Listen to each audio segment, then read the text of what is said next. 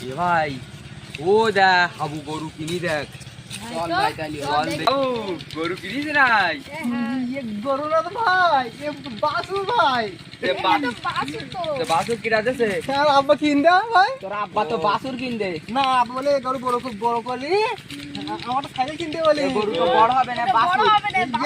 আমার আব্বা তো বলি ভাই।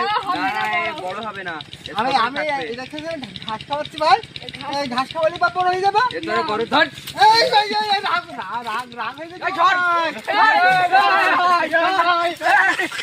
এই ধর